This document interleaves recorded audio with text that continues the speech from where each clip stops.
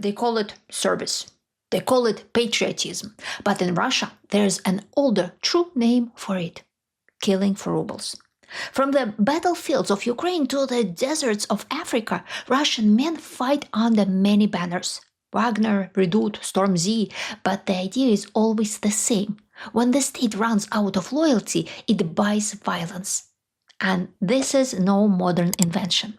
For over 1,000 years, Russian rulers have hired outsiders and outcasts: Viking raiders, pirate bands, and Cossack warlords. The names changed, the flags changed, the weapons changed, but the pattern, that never did. Today, we are going to open a door the Kremlin would rather keep shut, to show you how mercenaries built Russia's power and why they could one day bring it down. I'm Elvira Bary, a writer born in the Soviet Union, and this is the dark history of Russia's mercenary tradition. Mercenaries, princes, and the price of violence. The Russian state began not as a homeland, but as a business. Long before it became a nation, it was a trade network, and that network could be exploited. In the 9th century, a new kind of raider began slipping down the rivers of Eastern Europe. They weren't settlers. They weren't missionaries. They were professional crews, hired men, armed to the teeth, who rowed their long ships like mobile war machines. They came for silver, for fur, for tribute. They were called Rus, a word that simply meant rowers. Their business model was simple: invest in a boat, hire a crew, raid a few villages, split the loot.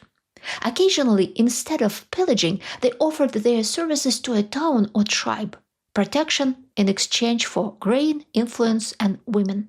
The most successful didn't just live with loot. They stayed married into local elites and crowned themselves princes. Others were less fortunate. Dispossessed in war, disinherited sons, or men with no claim to land. These unwanted princes took up the sword for hire, becoming mercenaries. One of the most striking examples is Prince Ivan Berladnik, a dispossessed noble who spent over a decade fighting for hire. He and his small army moved from one lord to another, fighting for Svetoslav Olgovich, then Rostislav of Smolensk, then Yuri Dolgoruki. When Yuri needed help collecting taxes in rebellious Novgorod, he sent Berladnik and his men north. Medieval chronicles even coined a term for him: a service prince, a noble not tied to land, but to contracts. Cities like Novgorod and Pskov took this logic a step further. They didn't inherit princes, they hired them. Each prince signed a contract, outlined how many soldiers he would bring, how much he'd be paid, and how long he could stay.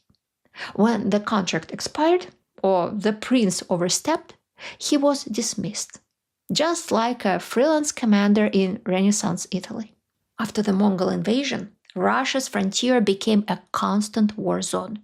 Raids swept up from the steppes and forests, burning villages and stealing people into slavery.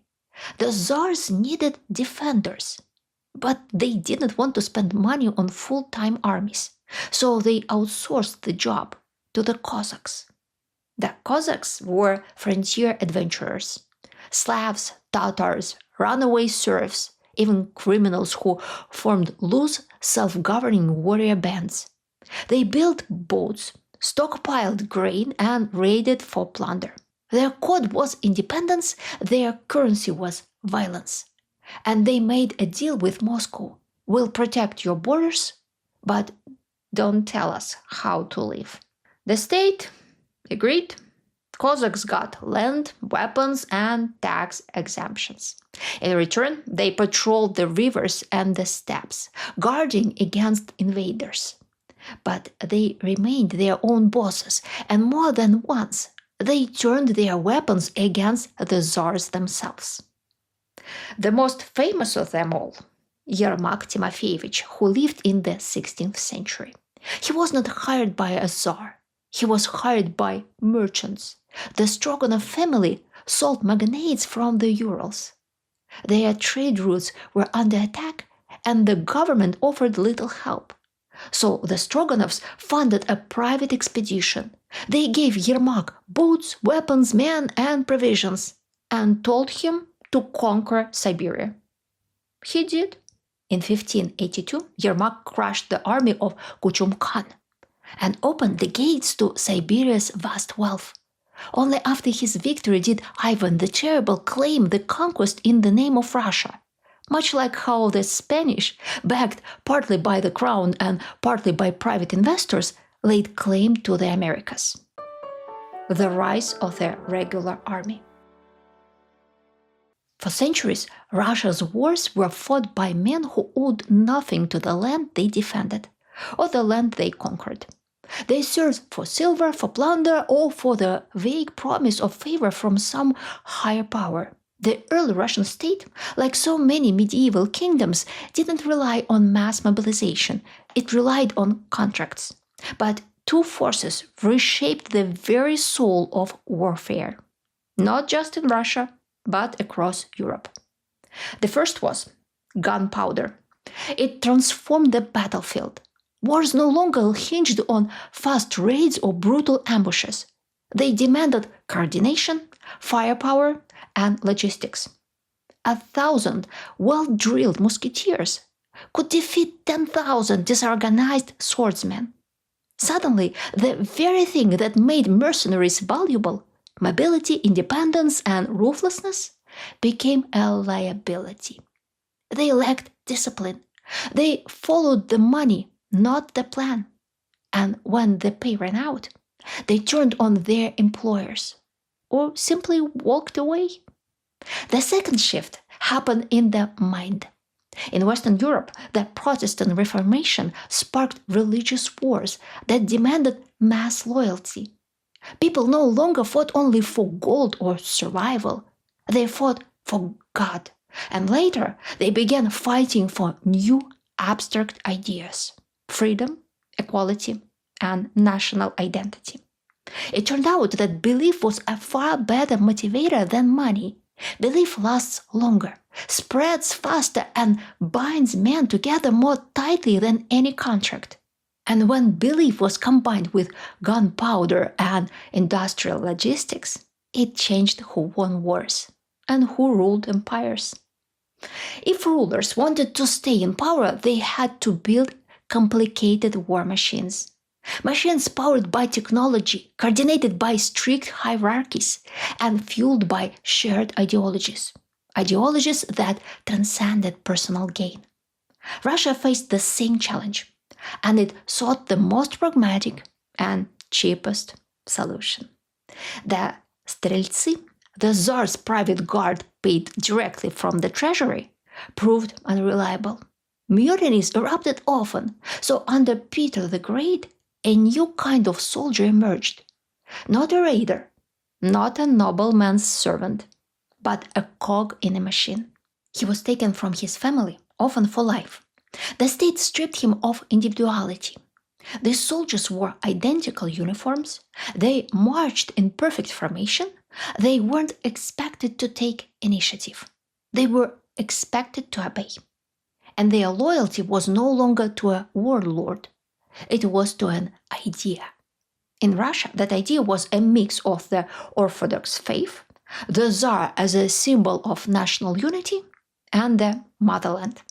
By the 19th century, the Russian Empire could field armies on a scale that would have stunned any medieval ruler.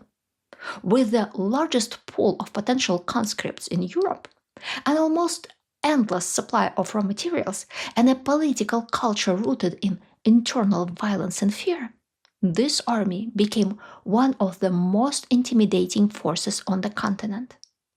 But the problem was technology. In the second half of the 19th century and the early 20th century, Russia began to lose wars when it faced better-equipped opponents. The Crimean War, the Russo-Japanese War, yet against weaker, less industrialized enemies, like the Ottoman Empire, Qing China, or Central Asian states, the scale of Russia's war machine was more than enough. The Bolsheviks inherited this machine.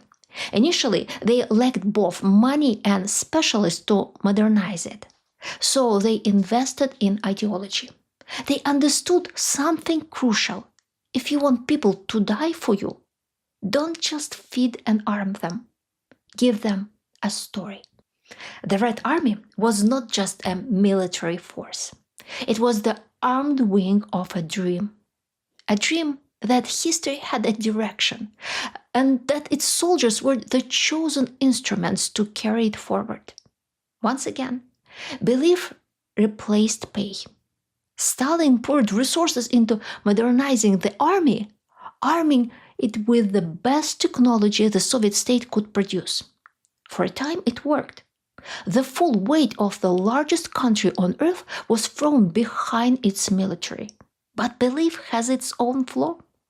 When you fight for a symbol or an abstract idea, you don't expect it to become real. Yet in Soviet Russia, the entire system rested on a promise of utopia. The rulers always pushed its arrival just beyond the horizon. 10 years away, 20, sometime in the 1980s. 4 generations waited. The dream never came.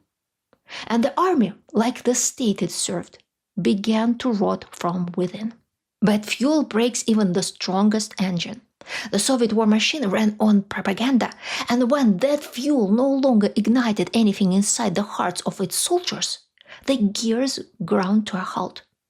And no one could stop it because the system had become too big to question, too bloated to reform. It existed to serve itself. Countless bureaucrats depended on it, so it lumbered forward, even as its foundations cracked. By the 1980s, the world saw the truth. The Soviet army couldn't even manage a decisive victory in Afghanistan, and in the First Chechen War, it didn't win. It bought the loyalty of the local elites to end the conflict. On paper, the Russian military still looked mighty. Parades were impressive. The weapons gleamed. The uniforms matched. But when faced with modern technology and modern idea of people management, it crumbled. And so the Russian government did what it always had when things got hard. It turned back to the oldest solution in the book. It hired mercenaries. Mercenaries in the age of superpowers. During the Cold War, Soviet mercenaries never called themselves mercenaries. They were military advisors, dispatched by Moscow to places where ideology needed to be planted or protected. Both the United States and the USSR were locked in a race to gather allies, each trying to prove that their vision of the future was superior. For America, the main incentive was access to its vast markets, a lifeline for economies devastated by World War II. Many nations accepted, including former Soviet partners like China and Egypt. The Soviet Union couldn't promise prosperity. Instead, it offered something else. A ready-made ideology, crates of weapons, decades of perfected repressive technology, and hard currency to prop up any regime willing to stand with Moscow. It didn't matter if the local leader was a warlord, a tyrant, or a thief. What mattered was whether he saluted the red flag on camera. If he did, Moscow delivered weapons, funding, and violence specialists. The Kremlin didn't worry about elections or public outrage when backing criminals. State-controlled media could turn any butcher into a hero of the revolution. To keep up in the global dominance game, the USSR sent advisors to Syria, Vietnam, Nicaragua, Cuba, Angola, Laos, and beyond. These specialists earned good money. At home, they were admired, tanned, worldly, envied. Foreign travel was a social upgrade in the gray monotony of the late Soviet years, and returning from an overseas posting carried prestige. But their missions were cloaked in secrecy. Awards were handed out in back rooms.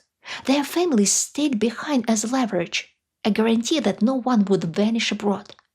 In those years, Moscow built the networks and habits that would outlive the USSR. Local elites learned exactly whom to approach for military support, whether in exchange for mineral rights or a strategic port or reliable vote in the UN. The Wagner Group. After the USSR collapsed, the wars came home. In Chechnya, the regular army faltered. A new term emerged, kontraktniki, or contract soldiers. The Soviet draft system was crumbling, so the government started offering contracts, cash, and bonuses to anyone willing to fight. These weren't always elite professionals. Many were desperate men with few choices. The difference between a mercenary and a soldier blurred. Years later, in Syria, that model reached full maturity. The Russian government sent official troops, yes, but also private fighters, mercenaries.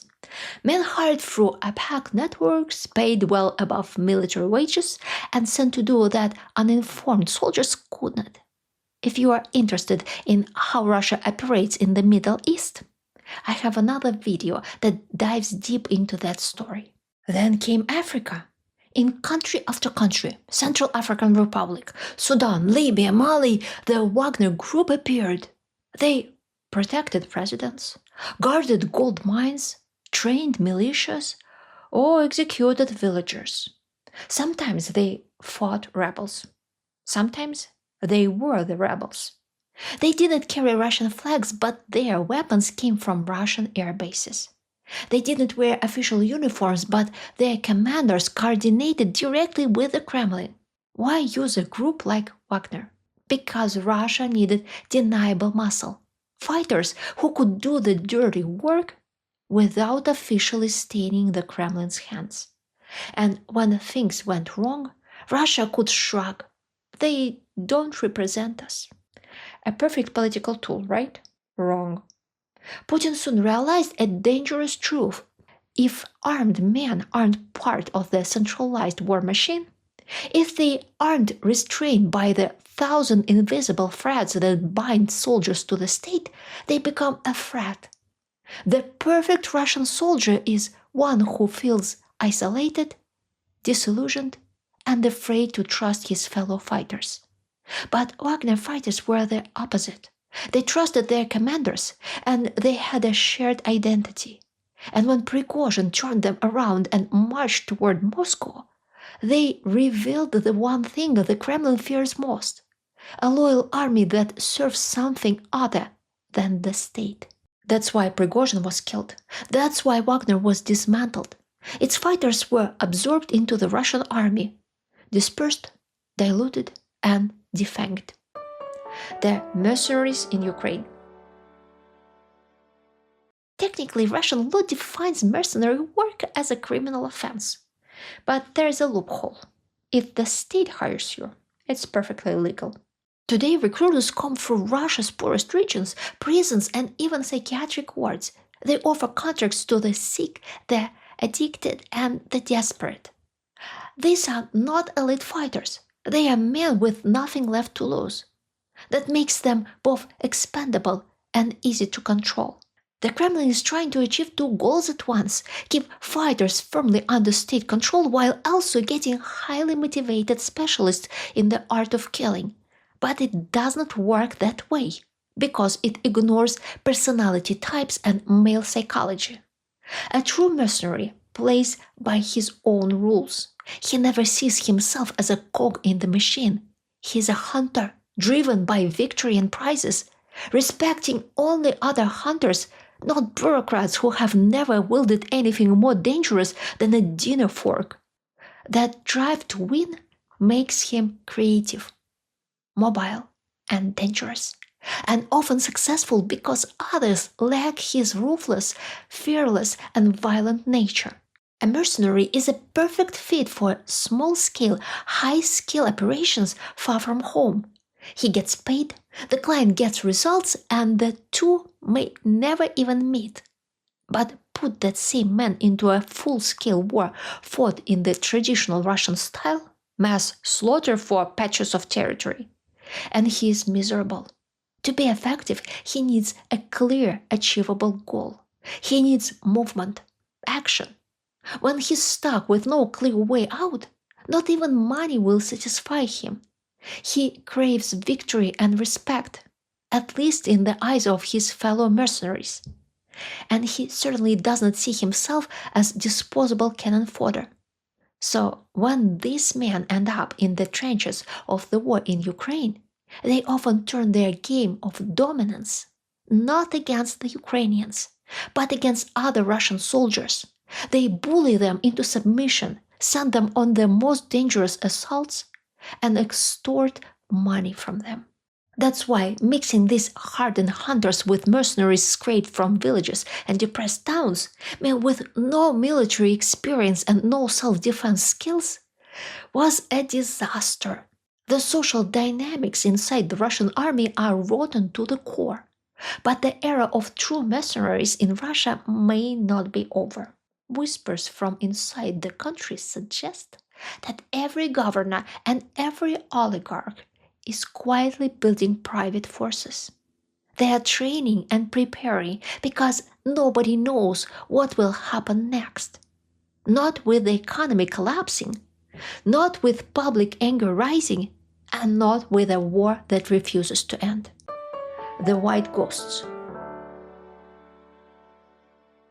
If the stories about Russian mercenaries fascinate you, let me recommend my novel The White Ghosts Empire. After the Russian Civil War, tens of thousands of white army officers fled to China.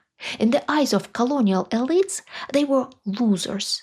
In the eyes of the Chinese, they were white devils. No money, no citizenship, no future. But then, anti-colonial strikes broke out across the country. Chinese workers refused to serve their European bosses. Warehouses and factories were paralyzed, and the only men willing and able to defend the colonial economy were the Russian mercenaries. Armed with experience and nothing to lose, they became the last line between collapse and order. If this video made you see Russia in a different light, help me share it with the world. Like this video, share it, leave me a comment. I read every one. Your thoughts make these conversations richer, and your support keeps them alive. If you want to take it a step further, you can join the channel, send a super thanks, or buy me a coffee. And if you do, your name will appear in the closing credits at the end of my videos, alongside others who help keep this work independent. And don't forget, I also have another YouTube channel, Elvira Bary, Forbidden Books. That's where I share my short stories and book excerpts, brought to life as short cinematic films. A link is in the description.